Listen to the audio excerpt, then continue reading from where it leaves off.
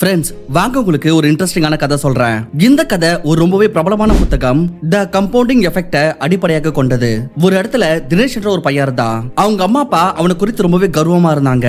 ஏன்னா அவங்க பையன் ரொம்பவே ஒபீடியன்டா இருந்தான். அவன் பெரியவங்க சொல்ற வார்த்தைங்க எல்லாம் கேட்டான். அண்ட் படிப்புலயும் பாத்தீங்கன்னா ரொம்பவே கெட்டிக்காரனா இருந்தான். ஆனா தினேஷோட அம்மா அப்பாவோட இந்த எல்லா சந்தோஷமும் ரொம்ப சீக்கிரமாவே போயிடுச்சு. அவங்களுடைய பையன் காலேஜ் போக ஆரம்பிச்சதுமே முதல் வருஷத்துல பாத்தீங்கன்னா தினேஷ் ரொம்பவே நல்லா பண்ணாரு. ஆனா செகண்ட் இயர்ல விஷயங்கள் மாற ஆரம்பிச்சது. அவருக்கு சில மோசமான பழக்கம் உள்ள நண்பர்கள் கூட சிநேகிதம் ஏற்பட்டது. அந்த பசங்க பணக்கார குடும்பத்தை சேர்ந்தவங்க. இதனால அவங்களுக்கு ரொம்ப நல்ல பாக்கெட் மணி கிடைச்சிட்டு இருந்தது. ஆனா இத எந்த ஒரு நல்ல வேலைக்கும் உபயோகப்படுத்தல. பதிலா பார்ட்டிஸ்ல செலவு பண்ணவும் அண்ட் போதையாக்கக்கூடிய பொருட்களுக்காகவும் செலவு பண்ணிட்டு இருந்தாங்க. ஆரம்பத்துல தினேஷ் வெறும் சும்மா அவங்க கூட சுத்திட்டு தான் இருந்தாரு. எந்த ஒரு கெட்ட பழக்கத்திலயோ இது வரைக்கும் அவர் இன்னும் மாட்டல. ஆனா ஒரு நாள் பார்ட்டில அவங்களோட நண்பர்கள் வந்து அவரை கட்டாயப்படுத்தி பியர் குடிக்க வச்சாங்க. என்ன சொல்லினா பியர் வந்து இது மது கிடையாதுன்னு அண்ட் இதுக்கு அடிமையாக மாட்டாங்கன்னு. அந்த நாள் தினேஷ்க்கு ரொம்பவே மோசமாக தோணுச்சு. அவருக்கு கில்ட்டாவும் ஃபீல் ஆச்சு. ஆனா அவருடைய நண்பர்கள் அவர்கிட்ட திரும்ப திரும்ப சொன்னாங்க, பியர் மது கிடையாது, இதுக்கு நீ அடிமையாக மாட்ட. இத தினேஷும் கொஞ்சம் கொஞ்சமா நம்ப ஆரம்பிச்சாரு. அண்ட் அதுக்கப்புறம் மாசத்துல ஒரு வாட்டி, அதுக்கப்புறம் வாரத்துல ஒரு வாட்டி அண்ட் கடைசியா டெய்லி பீர் குடிக்க ஆரம்பிச்சிட்டாரு. சொல்லுவாங்கல்ல, ஒரு வாட்டி ஆசைப்பட்டனா அது அங்கோட நிக்காதுன்னு. இதே போல தினேஷும் பீரோட நிறுத்தல. கொஞ்சம் கொஞ்சமா அவர் மிச்ச போதைப் பொருட்களையும் உபயோகிக்க ஆரம்பிச்சாரு. ஆரம்பத்துல பாத்தீங்கன்னா அவருடைய நண்பர்கள் இதுக்கெல்லாம் காசு கொடுத்துட்டு இருந்தாங்க. ஆனா இந்த எல்லா விஷயமும் இவருக்கு பழக்கமானதுமே அவர் இதுக்கு அடிமையாயிட்டாரு. அப்புறம் அவருடைய நண்பர்களும் இதுக்கு காசு கொடுக்கறத நிறுத்திட்டாங்க.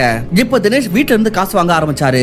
எப்பனா ஃபீஸ் என்ற பேர்ல காசு வாங்குவாரு, இல்ல எப்பனா புக்ஸ்னு காரணம் சொல்லி வீட்ல இருக்கிறவங்களும் அப்படி இப்படின்னு எதனா காசு தேத்தி அனுப்பிடுவாங்க. சோ தட் அவங்களுடைய பையன் நல்லா படிச்சு பெரிய ஆளா வருவான்னு. ஆனா ரியாலிட்டி என்னன்னா அவங்களுடைய பையன் கிளாஸஸ் பங்க் பண்ணிட்டு ஊர் சுத்திட்டு இருந்தான். அதுக்கப்புறம் வீட்ல இருந்து காசு கேட்கறது கஷ்டமாயிடுச்சு. சோ அவர் சூதாட ஆரம்பிச்சாரு. அவர் என்ன யோசிச்சாருன்னா, சூதாடி அதுல இருந்து வர காசை வச்சு நம்ம போதைக்கான பொருட்கள் வாங்கிக்கலான்னு. ஆனா விஷயமே என்னன்னா அவரோட மூளையோ பாழாயிட்டு இருக்கு. அதர்வைஸ் மனிதர்கள் எல்லாருக்கும் தெரியும் சூதாடி அவங்களுக்கு நஷ்டம் தான் ஏற்படும்னு. பட் அவருக்கு இந்த விஷயம் புரியல. சூதாட்டத்துல பல தடவை தோத்த பிறகு இப்ப அவருக்கு லட்சக்கணக்கான கடனும் ஆயிடுச்சு. தினேஷோட லைஃப் மொத்தம் அடி வாங்கியிருக்கு. அவர் மீது 10 லட்சம் ரூபாய்க்கான கடன் இருக்குது. அண்ட் போதைக்கான ஒரு மோசமான பழக்கம் இருக்குது அவருக்கு. அவருடைய ஹெல்த் டே பை டே பாழாக்கிட்டு இருக்கு. அண்ட் அவர் ஓவர் வெயிட்டும் ஆயிட்டாரு. அண்ட் இது எல்லாத்த விட மோசமான விஷயம் என்னன்னா அவங்க வீட்ல இருக்கவங்களுக்கு இத பத்தி எதுவுமே தெரியாது. அவங்களுக்கு கொஞ்சம் தெரியும். அவங்களோட பையன் வந்து காலேஜ் போக ஆரம்பிச்சதுல இருந்து அப்பத்துல இருந்து கொஞ்சம் ஸ்ட்ரேஞ்சா பிஹேவ் பண்ண ஆரம்பிச்சிருக்கான்னு. ஆனா அவங்க இதை இக்னோர் பண்ணிட்டாங்க. இத சொல்லி எங்களுக்கு என் பையன் மேல நம்பிக்கை இருக்குது, அவன் எந்த விதமான தப்பும் செய்ய மாட்டான். ஃப்ரெண்ட்ஸ், ஒரு பியர்ல ஸ்டார்ட் ஆன தினேஷ் இன்னைக்கு பெரிய பெரிய போதைப் பொருட்கள் எடுத்துட்டு இருக்காரு. அண்ட் சூதாட்டம் மாதிரியான ஒரு கெட்ட பழக்கமா வந்துருச்சு. இதுதான் friends dark side of the compounding. தினேஷோட லைஃப்ல கம்பவுண்டிங்கோட எஃபெக்ட் பட்டிருக்கு. ஆனா நெகட்டிவ் சைடுல அவருடைய கெட்ட பழக்கங்கள் கொஞ்சம் கொஞ்சமாக கம்பவுண்ட் ஆக ஆரம்பிச்சிருக்கு. அண்ட் ஒரு டைம்க்கு அப்புறம் அவரை முழுசா பாழாக்கிடுச்சு. ஃப்ரெண்ட்ஸ், இதனால தான் ஆல்பர்ட் ஐன்ஸ்டைன் வந்து சொல்லியிருக்காரு, யாரெல்லாம் கம்பவுண்டிங்க பத்தி புரிஞ்சுக்காம இருக்காங்களோ அவங்க இதுக்கு பெரிய பிரைஸ் பே பண்ணுவாங்க. அண்ட் இன்னொரு விஷயம் என்னன்னா கம்பவுண்டிங்கோட நெகட்டிவ் எஃபெக்ட் வந்து ரொம்பவே சிவியரா இருக்கும். கம்பவுண்டிங்கோட கிராஃப் கீழே வரப்ப பாத்தீங்கன்னா ரொம்ப வேகமா வரும். இது எப்படின்னா ஒரு நபர் வந்து படிக்கட்டி மேலே ஏறாரு அண்ட் இன்னொரு நபர் கீழே வராரு. இங்க படிக்கட்டி ஏற நபருக்கு பாத்தீங்கன்னா அவருக்கு ரொம்பவே கஷ்டமா இருக்கும் மேல போகிறதுக்கு. அதுவே படிக்கட்டி கீழே இறங்குற நபர் அவர் ரொம்பவே சுலபமா வந்துருவாரு. சோ இதனால தான் நம்ம கம்பவுண்டிங் எஃபெக்ட ஈஸியா எடுத்துக்க முடியாது. அப்படி நீங்க இது உங்களுடைய ஃபேவரா எடுத்துன்னு வரலனா அப்ப இது உங்களுக்கு தெரியாமலே உங்களுக்கு ஆப்போசிட்டா வேலை செய்ய ஆரம்பிச்சிடும். அண்ட் உங்களுக்கு இது தெரியவும் வராது, சூழ்நிலை கையை விட்டே போயிடும். வெல், இதெல்லாமே பாத்தீங்கன்னா நெகட்டிவ் எஃபெக்ட் கம்பவுண்டிங்கோட.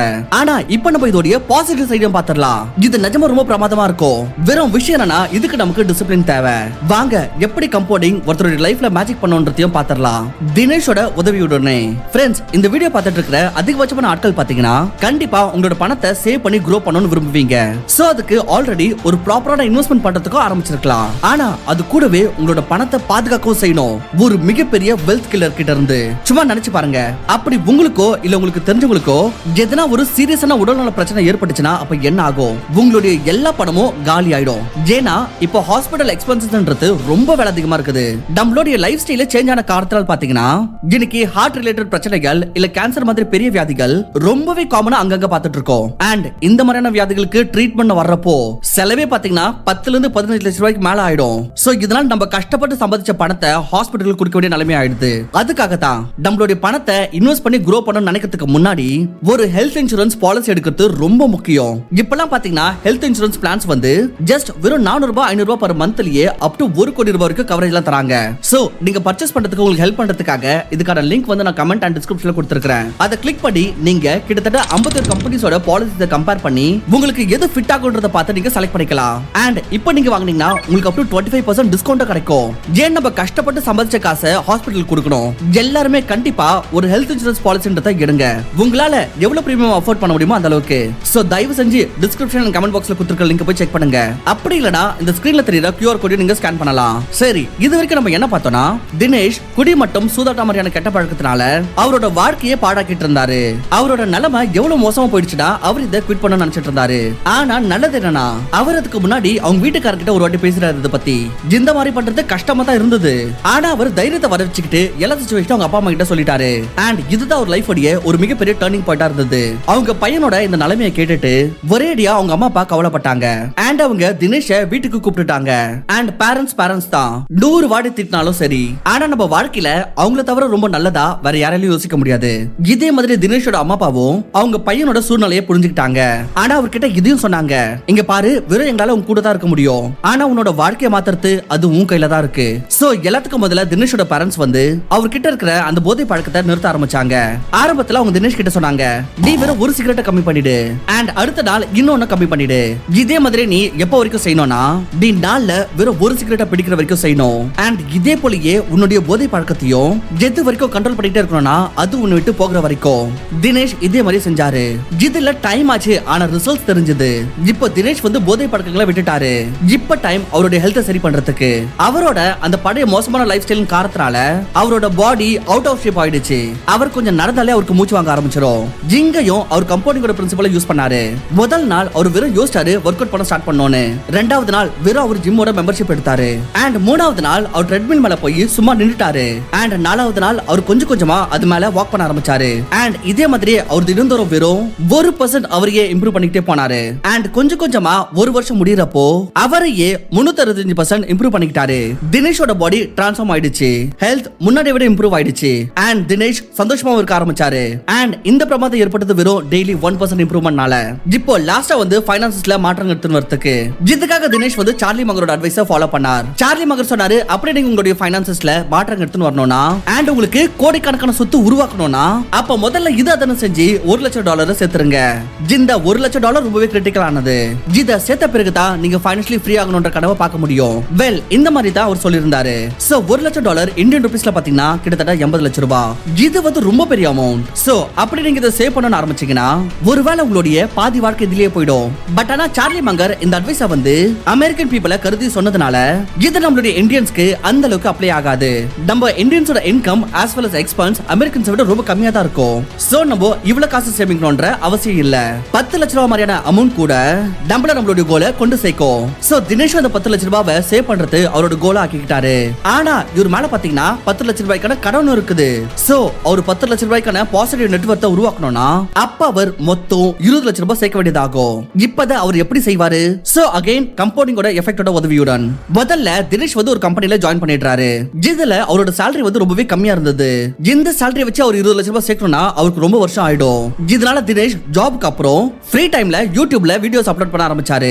இவரோட லைஃப்ல ஏகப்பட்ட அப்ஸ் அண்ட் டவுன்ஸ் பார்த்திருக்காரு. அண்ட் அவரோட லைஃப் ஸ்டோரி பாத்தீங்கன்னா ரொம்பவே இன்ஸ்பைரிங்கா இருந்தது. இதனால அவர் மக்களை மோட்டிவேட் பண்ண வீடியோஸ் உருவாக்கிட்டு இருந்தாரு. ஆரம்பத்துல இவருடைய வீடியோஸ்ல ஹார்ட்லி ஏதோ வியூஸ் வந்துச்சு. ஏன்னா அவரோட வீடியோ குவாலிட்டியும் சரியில்லை. அண்ட் நாட் ஈவன் அவரோட தம்ப்நெயில் டைட்டிலும் பாத்தீங்கன்னா அவ்வளவு அட்ராக்டிவா இல்ல. ஆனா அவர் ஒவ்வொரு வீடியோ கூடவும் அதை மெயின் படுத்த முயற்சி பண்ணிட்டு இருந்தாரு. ஒவ்வொரு அப்கமிங் வீடியோஸையும் அவர் ரீசன்ட் வீடியோஸை விட பெட்டரா பண்ணணும்னு முயற்சி பண்ணாரு. அண்ட் அவர் இதே மாதிரியே 100+ வீடியோஸ் அப்லோட் பண்ணிடுறாரு. அண்ட் somehow இதுக்கு நடுவுலயே அவரோட ஒரு வீடியோ வந்து வைரல் ஆயிருது. அண்ட் அவரோட யூடியூப் சேனலுக்கு ஒரு புஷ் கிடைச்சிருது. தினேஷ் இம்ப்ரூவ்மெண்ட் பண்றத விடல. அண்ட் ஒவ்வொரு வீடியோவையும் அதோட முன்னாடி வீடியோ விட வெறும் 1% பெட்டரா பண்ணணும்னு முயற்சி பண்ணாரு. அண்ட் இந்த மாதிரி அவரோட யூடியூப்ல growth ஆயிட்டே போனது. அண்ட் அப்படியே போக பார்த்த தினேஷ் யூடியூப்ல இருந்து நல்லா சம்பாதிக்க ஆரம்பிச்சாரு. வெறும் அவருடைய 10 லட்சம் ரூபாய் கடனை மட்டும் தீக்கல, பதிலா அவருடைய 10 லட்சம் ரூபாயும் சேவ் பண்ணிடுறாரு. அதுவும் ரொம்ப சீக்கிரமா. தென் அவர் சேவ் பண்ண இந்த 10 லட்சம் ரூபாவை இன்வெஸ்ட் பண்ணிடுறாரு குட் குவாலிட்டி ஸ்டாக்ஸ்ல. சோ தட் அவருடைய பணத்து மீதோ கம்பவுண்டிங்கோட எஃபெக்ட் ஏற்படும்னு. அண்ட் அவர் 31 வருஷத்துக்கு 10 லட்சம் ரூபாய் போட்டு மறந்துடுறாரு. அவர் 10 வெவ்வேறு விதமான ஸ்டாக்ஸ்ல இன்வெஸ்ட் பண்றாரு. அதோட பிசினஸஸ் இப்ப சின்னதா தான் இருந்தது. அண்ட் அதுல growth potential ரொம்பவே ஹையா இருந்தது. அதாவது ஸ்மால் கேப் ஸ்டாக்ஸ் அவர் சூஸ் பண்ணிருந்தாரு இன்வெஸ்ட் பண்றதுக்கு. 31 வருஷத்துக்கு அப்புறம் தினேஷோட போர்ட்ஃபோலியோட வேல்யூ இன்னைக்கு 100 கோடி ரூபாய் விட அதிகமாயிடுச்சு. பிகாஸ் அவருடைய போர்ட்ஃபோலியோ 25% கம்பவுண்டட் ஆனுவல் ரேட்ல grow ஆயிருக்கு. இப்போ நீங்க கேட்கலாம் 25%ல எப்படி grow ஆச்சுன்னு. ஏன்னா இங்க பெரிய பெரிய மியூச்சுவல் ஃபண்ட் எக்ஸ்பர்ட்ஸா பாத்தீங்கன்னா 12 ல இருந்து 13% ரிட்டர்ன்ஸா எடுக்கறாங்க. சோ फ्रेंड्स தினேஷ்க்கு இவ்வளவு ஹை ரிட்டர்ன்ஸ் எப்படி கிடைச்சதுன்னா பிகாஸ் அவர் ஸ்டாக்ஸை பிக் பண்ணாரு ப்ராபபிலிட்டியோட ஃபார்முலாக்கு பிரகாரம். அவருக்கு அவருடைய எல்லா ஸ்டாக்ஸும் நல்லா போகணும்னு நம்பிக்கை இல்ல. அவர் ஸ்டாக்கை பிக் பண்ணது எந்த குறிக்கோளோடனா வெறும் அவருடைய ஒன்றையில 2 ஸ்டாக்ஸ் வந்து நல்லா பெர்ஃபார்ம் பண்ணிரணும். வெல் அதுவே போதும். அண்ட் இந்த மாதிரி தான் நடந்தது. அவருடைய 2 ஸ்டாக்ஸ் எக்ஸ்ட்ரானரியா க்ரோ ஆச்சு. இந்த காரணத்தினால அவருடைய ஓவரால் போர்ட்ஃபோலியோல 25% ஆவரேஜ் ஆனுவல் கம்பவுண்டட் ரிட்டர்ன் கிடைச்சது. ஃப்ரெண்ட்ஸ், இந்த வாட்டி தினேஷோட லைஃப்ல கம்பவுண்டிங்கோட பாசிட்டிவ் எஃபெக்ட் ஏற்பட்டிருக்கு. அண்ட் இது ஒரு ஒண்டர் மாதிரி வேலை செஞ்சிருக்கு. இந்த மாதிரி கம்பவுண்டிங் உங்களுடைய லைஃப்லயும் பிரமாதங்கள் ஏற்படுத்தலாம். அதுக்கு வெறும் நீங்க ஸ்டெப்ஸ் எடுக்க ஆரம்பிக்கணும். நீங்க உங்க சைடுல பண்ண வேண்டிய வேலையை செஞ்சிருங்க. மிச்சத கம்பவுண்டிங் கிட்ட விட்டுருங்க. பட் எஸ், இத எந்த ஒரு சூழ்நிலையில இக்னோர் பண்ணிட கூடாது. ஏன்னா கம்பவுண்டிங்கோட டார்க் சைடு ரொம்பவே மோசமானது. இது அழிவு நோக்கி உங்களை எப்படி கூட்டிட்டு போடுதுன்றதே உங்களுக்கு தெரியாது. உங்க குடும்பத்துல இருக்கிற ஒரு நபருக்காச்சும் இந்த வீடியோவை கண்டிப்பா மறக்காம ஷேர் பண்ணிடுங்க.